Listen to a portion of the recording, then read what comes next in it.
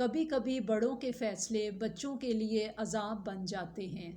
دادی اماں نے تایا کے بیٹے خرم کے ساتھ اس وقت میری بات پکی کر دی تھی جب میں ابھی پالنے میں تھی۔ خرم مجھ سے 2 سال بڑے تھے۔ ہم نے ایک گھر میں پرورش پائی۔ دادا دادی کے وفات پانے کے بعد بڑی حویلی کے بیچ دیوار اٹھا دی گئی، یوں ابو اور تایا کے گھر الگ الگ ہو گئے۔ لیکن ہم بچوں کے دل ایک تھے، لہٰذا اس دیوار سے ہم کو کوئی فرق نہ پڑا۔ ہمارے دلوں کے بیچ کوئی دیوار حائل نہ ہوئی۔ البتہ ہم نے بڑوں سے اصرار کر کے آنگن کے بیچ اٹھنے والی دیوار کے اندر دری یعنی بڑی کھڑکی نکلوا لی تاکہ ایک دوسروں کے گھروں میں آنے جانے میں آسانی رہے۔ مجھے اور خرم کو پتہ تھا کہ ہم نے ایک ہو جانا ہے، لہٰذا ایک دوسروں کو سپنوں میں بسا لیا تھا۔ ہم نے ایک دوسرے کا ہو جانے کے لیے لمحہ لمحہ انتظار کیا تھا، پل پل گنتے تھے کہ کب وہ دن آئے گا جب خرم دلہا بن کر مجھ کو بیاہ کر لے جائے گا۔ والد اور تایا جان کا کاروبار ایک تھا، ساتھ کام پر جاتے اور ساتھ ہی لوٹتے تھے۔ ان کا خیال تھا خرم اور میں تعلیم مکمل کر لیں تو ہم کو شادی کے بندھن میں باندھ دیا جائے گا۔ پھر وہ وقت آ گیا۔ خاندان میں مدتوں بعد پہلی خوشی تھی، اسی لیے دونوں بھائی دھوم دھام سے شادی کرنا چاہتے تھے۔ زور و شور سے تیاریاں جاری تھیں۔ جہیز کے معاملے میں امی ابو کوئی کسر چھوڑنا نہ چاہتے تھے، حالانکہ آپس کا معاملہ تھا۔ ان تکلفات کی کوئی ضرورت نہ تھی، لیکن اپنی چاہ اور خوشی کی بات تھی۔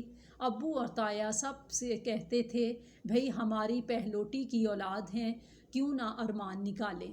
ہم تو ایسی شادی کریں گے کہ خاندان والے تو کیا، دنیا یاد رکھے گی۔ سب سے بڑی بات یہ تھی کہ مجھے خرم اور ان کو مجھ سے شدید پیار تھا۔ جہاں ایسی چاہت ہو وہاں دوست دشمن سب کی نگاہیں لگی ہوتی ہیں۔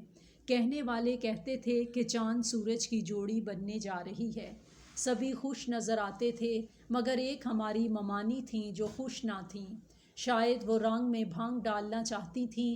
جب سنا تاریخ رکھی جا رہی ہے تو وہ ماموں جان کو لے کر آ گئیں اور امی کو کہا، بچپن کے قصے رہنے دو۔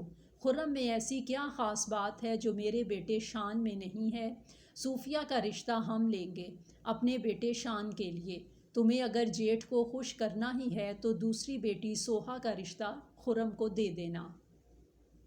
بھابھی یہ آپ کیا کہہ رہی ہیں؟ امی بولی، یہ تو بچپن سے رشتہ طے ہے۔ ہماری ساس بات پکی کر گئی تھیں اور اب تو شادی کی تیاریاں بھی مکمل ہیں۔ پہلے آپ کہاں تھیں؟ امی نے لاکھ سمجھایا پر ممانی کی ایک ہی رٹ تھی کہ میرے بیٹے کو صوفیہ پسند ہے، مجھے اپنے بیٹی کی خوشی عزیز ہے، آپ یہ رشتہ مجھے دیں۔ غرض انہوں نے اس قدر واویلا مچایا کہ سارے خاندان کو خبر ہو گئی۔ ہر ایک انگش بدنداں تھا۔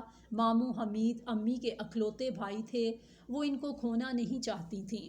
ناراضی تو دور کی بات، ماموں ذرا سا منہ بنا لیتے تو امی کی جان پر بن جاتی تھی، کجا یہ کہ وہ اب ہمیشہ کے لیے ناتا توڑنے کی دھمکیاں دے رہے تھے۔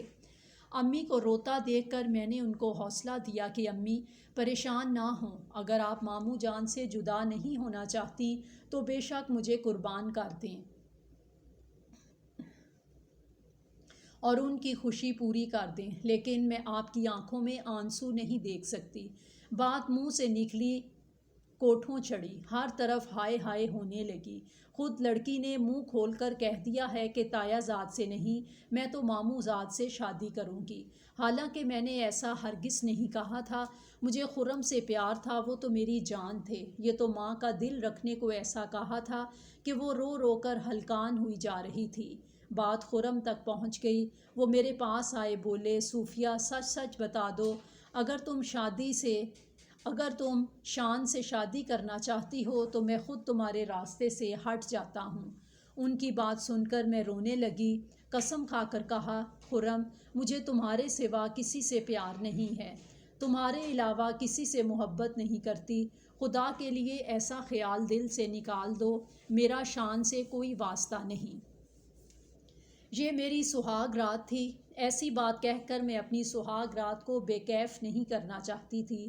شان کا دیا ہوا تحفہ تو اسی وقت میں نے امی کے حوالے کر دیا تھا کہ آپ رکھ لیجئے، مجھے نہیں چاہیے۔ آپ کے بھانجے کا دل رکھنے کو لے تو لیا ہے، مگر مجھ کو اس کی ضرورت نہیں ہے۔ مجھے نہیں معلوم تھا کہ امی نے وہ پرفیوم اور انگوٹھی میرے جہیز والے سوٹ کیس میں ڈال دی ہے۔ میں نے تو سوٹ کیس کو ہاتھ بھی نہ لگایا تھا، سب سامان امی اور میری بہنوں نے رکھا تھا۔ ہماری نئی زندگی کی شروعات بہت اچھی ہوئی۔ شادی کے ایک ہفتہ بعد میں اور خرم ہنی مون کے لیے سوات اور کالام گئے۔ وہاں سے لوٹے تو دعوتیں ہونے لگیں۔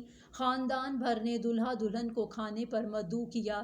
ہر روز کسی نہ کسی کے گھر کبھی پہنچ جاتے اور کبھی ڈنر ہوتا تھا۔ یہ ہنگامہ ختم ہوا تو خرم کام پر جانے لگے اور میں گھر میں تائی امی ان کی بیٹیوں کے ہمراہ ہنسی خوشی وقت گزارنے لگی۔ شادی کے 4 ماہ بعد اللہ تعالیٰ نے میری گود ہری کر دی۔ میں نے ایک پیارے سے بیٹے کو جنم دیا۔ ہمارا گھر خوشیوں سے بھر گیا۔ ننھے مننے نے سبھی کے دل مسرور کر دیے۔ کہتے ہیں جب چاند اور بڑھ نہیں سکتا تو گھٹنے لگتا ہے، یوں ہی جب خوشیاں اور بڑھ نہیں سکتی تو انہیں کسی کی نظر لگ جاتی ہے۔ میری خوشیوں کو بھی نظر لگ گئی۔ یہ شروع سردیوں کے دن تھے۔ خیال آیا کیوں نہ جہیز کے کپڑوں کو دھوپ لگوا دوں، ایسا نہ ہو کہ کیڑا لگ جائے۔ گرم کپڑے تو ویسے بھی سردیوں میں نکالنے تھے۔ جب پیٹی کھولی، اس میں سے شان کا تحفے والا ڈبہ نکل آیا، جس میں پرفیوم اور انگوٹھی کے ساتھ ایک پرچہ بھی طے کیا ہوا نکل آیا۔ میں نے یہ ڈبہ کبھی کھولا نہ تھا، مجھے خبر نہ تھی اس میں کوئی پرچہ بھی رکھا ہوا ہے۔ حیرت سے ڈبے میں رکھا پرچہ کھول کر پڑھنے لگی۔ شان نے لکھا تھا، جان سے پیاری صوفیہ، شاید تم کو خبر نہیں کہ میں تمہیں کتنی شدت سے چاہتا ہوں۔ تم چھوٹی سی تھیں تبھی اماں کہا کرتی تھیں کہ میں تیرے لیے صوفیہ کو بیاہ کر لاؤں گی۔ یہ بات ان کے دل میں تھی مگر وقت سے پہلے زبان پر نہیں لانا چاہتی تھیں، تبھی ہم نے تم کو کھو دیا۔ تم کیا جانو تم کو کھو دینے کا مجھے کتنا دکھ ہے۔ جب تک زندہ رہوں گا یہ دکھ سانپ بن کر مجھ کو ڈستا رہے گا۔ آج بھی دعا کر رہا ہوں، اے کاش کوئی معجزہ ہو جائے اور تم میری ہو جاؤ۔ تمہیں اس دنیا میں سب سے زیادہ چاہنے والا تمہارا شان۔ میں محویت سے خط پڑھنے میں مصروف تھی۔ مجھے خبر نہ ہوئی کہ کب خرم آ کر میرے پیچھے کھڑے ہو گئے۔ خرم نے وہ پرچہ بڑی آہستگی سے میرے ہاتھ سے لے لیا اور تحفے والا ڈبہ بھی اٹھا کر دیکھنے لگے۔ خط پڑھا پھر بولے، اچھا تو یہ معاملہ ہے۔ پرانی یادیں تازہ ہو رہی ہیں۔ گہرا لگاؤ ہے کہ تحفے اتنے چھپا کر اور سنبھال کر رکھے گئے ہیں، اور خط بھی، کیا وقتاً فوقتاً ان کو دیکھتی رہتی ہو؟ ایسی بات تھی تو پہلے کیوں نہ بتایا؟ میں اب بھی تم کو آزاد کر کے تمہاری خوشیاں پوری کر سکتا ہوں۔ ایک بار کہہ کر تو دیکھو، جو قسمت میں لکھا تھا ہو گیا، کہ ہونی ہو کر رہتی ہے۔ میں نے لاکھ قسمیں کھائیں، اپنی بے گناہی کے ثبوت میں 100 بار روئی، مگر خطا کے معافیاں طلب کیں، مگر خرم کا دل صاف نہ ہوا۔ ان کے دل سے شک دور نہ ہو سکا۔ اس کے بعد وہ 2 سال ساتھ رہے، مگر اس طرح جیسے ایک دریا کے 2 کنارے 7 سال چلتے تو ہیں مگر ملتے نہیں۔ شک و شبے نے ان کی اور میرے درمیان کبھی نہ ختم ہونے والی خلیج پیدا کر دی تھی۔ وہ مجھ سے بات کرتے تو بھی لگتا جیسے ان کی آواز کہیں بہت دور سے آ رہی ہے۔ کبھی پیار کا لفظی اظہار کرتے بھی تو یوں محسوس ہوتا جیسے کنویں سے بول رہے ہوں۔ انہیں جیسے پیار پر اختیار نہ تھا، ویسے ہی نفرت کے جذبے پر بھی اختیار نہ تھا۔ ننھے مننے نہال کی خاطر انہوں نے میرے ساتھ اس نام نہاد 2 سال کی ازدواجی زندگی کو برداشت کیا۔ اکثر مجھے پرفیوم اور ہیرے کی انگوٹھی کو سنبھال کر رکھنے کا طعنہ دیا کرتے تھے، جس کو وہ شان کے پیار کی نشانی کہتے تھے۔ شبے کی سب سے بڑی وجہ یہ بتاتے تھے کہ تم نے شان کا دیا ہوا تحفہ مجھ سے چھپا کر کیوں رکھا؟ اگر تم فیئر تھیں تو مجھے بتا دیتی، یا پھر یہ تحفے اپنی ماں کے گھر چھوڑ کر آتی۔ ساتھ لانے اور خفیہ طور پر ان چیزوں کا دیدار کرنے سے تو یہی ظاہر ہوتا ہے کہ تمہارے دل میں اس کا پیار ہے جو اس کی یاد کو یوں چھپ چھپ کر تازہ کرتی رہتی ہو۔